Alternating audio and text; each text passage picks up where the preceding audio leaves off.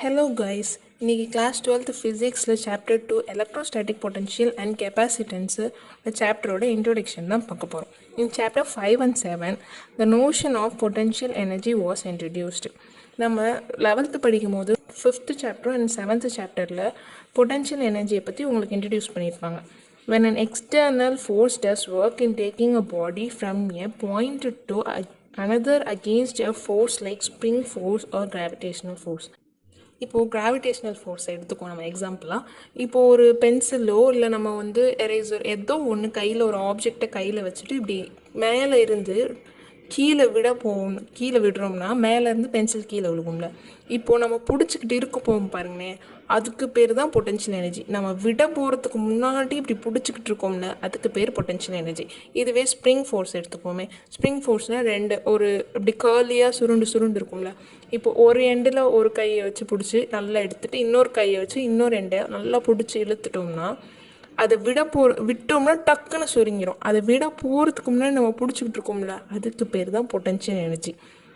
இப்போது that work gets stored as potential energy. இப்போ நம்ம பிடிச்சிக்கிட்டு இருக்கும் போது அந்த ஒரு எனர்ஜி இருக்கும்ல, அந்த எனர்ஜி பேர் தான் potential energy. When the external force is removed, the body moves, gaining kinetic energy and losing an equal amount of potential energy. இப்போது நம்ம பிடிச்சிக்கிட்டு அதுக்கப்புறம் அந்த பென்சிலோ அந்த ஆப்ஜெக்டை நம்ம கிராவிடேஷ்னல் ஃபோர்ஸ் மூலியமாக இப்படி கீழே ரிலீஸ் பண்ண போகும்போது அந்த ஆப்ஜெக்ட் மூவ் ஆகும், கீழே கிரவுண்டு நோக்கி போகும். அப்போது நம்ம பிடிச்சிக்கிட்டு இருக்கும்போது இருந்த பொட்டென்ஷியல் எனர்ஜி விடும் போது அப்படியே கைனடிக் எனர்ஜியை கன்வெர்ட் ஆகும்.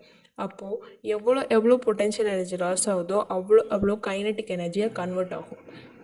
இதுதான் இந்த லைனில் சொல்லியிருக்காங்க. அடுத்து, the sum of kinetic energy and potential energy is thus conserved. So இப்போ நம்ம கைனட்டிக் எனர்ஜி பொட்டென்ஷியல் எனர்ஜி, இப்போ நான் எவ்வளோ பொட்டென்ஷியல் எனர்ஜி இருக்கோ அதை விடும் போது நான் கைனட்டிக் எனர்ஜியாக கன்வெர்ட் ஆகிடுது. மற்ற எதுவுமே நம்ம வேறு எதுலேயும் எனர்ஜி லாஸ் ஆகலை. பொட்டென்ஷியல் எனர்ஜி எவ்வளோ இருக்கோ அவ்வளோவுமே நம்ம கைனட்டிக் எனர்ஜியாக கன்வெர்ட் ஆகிடும். Forces of this kind are called conservative forces. So இதை கன்சர்வேட்டிவ் ஃபோர்ஸஸ்ன்னு சொல்கிறோம். ஏன்னா நம்மளுக்கு எந்த ஒரு எனர்ஜி லாஸும் இல்லை, ஜஸ்ட் கன்வெர்ட் ஆகுது ஃபுல்லாக, அவ்வளோதான். Spring forces and gravitational force are examples of conservative force. இப்போது ஸ்ப்ரிங் ஃபோர்ஸும் கிராவிடேஷனல் ஃபோர்ஸும் எக்ஸாம்பிள் ஆஃப் கன்சர்வேட்டிவ் ஃபோர்ஸ். கன்சர்வேட்டிவ்னு கேட்டாங்கன்னா அதுக்கு எக்ஸாம்பிள் கிராவிடேஷனல் ஃபோர்ஸ்னு சொல்லிக்கலாம், ஸ்ப்ரிங் ஃபோர்ஸ்னு சொல்லிக்கலாம். இதை எம்சிக்குள்ளே கூட கேட்கலாம், பார்த்துக்கோங்க.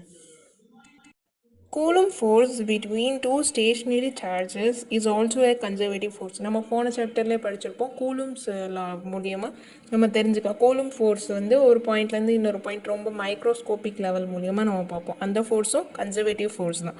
This is not surprising since both have inverse square dependence on distance.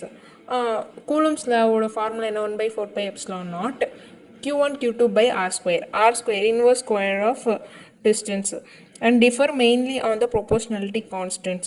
Proportionality constants differ ஆகும். The masses in the gravitational law are replaced by charges in Coulomb's law. இப்போது நம்ம gravitational லாவோட formula எடுத்தோம்னு வச்சுக்கோங்களேன், அதில் மேலே மாசஸ் நம்ம multiple பண்ணுவோம் அந்த ரெண்டு மேக்னிடியூட்ஸை. கூலும்ஸ் லாவில் நம்ம சார்ஜஸோட மேக்னிடியூட்ஸை நம்ம மல்டிபிள் பண்ணுவோம். அதே தான் இப்போ கிராவிடேஷனல் ஃபோர்ஸோட மாசஸை நம்ம கூலும்ஸ் லா அந்த சார்ஜஸை ரீப்ளேஸ் பண்ணிட்டோம்னா Coulomb's law formula. Thus, like the potential energy of a mass in a gravitational field, we can define electrostatic potential energy of a charge in an electrostatic field. இது மூலியமாக நம்ம electrostatic potential எனர்ஜியை சார்ஜை electrostatic ஃபீல்டில் define பண்ணலாம். Okay, அடுத்து நான் டெரிவேஷன்ஸ்லாம் next upcoming வீடியோஸில் அப்லோட் பண்ணுறேன். அது டூ ஃபாலோ திஸ். கொஞ்சம் படிக்கலாமா?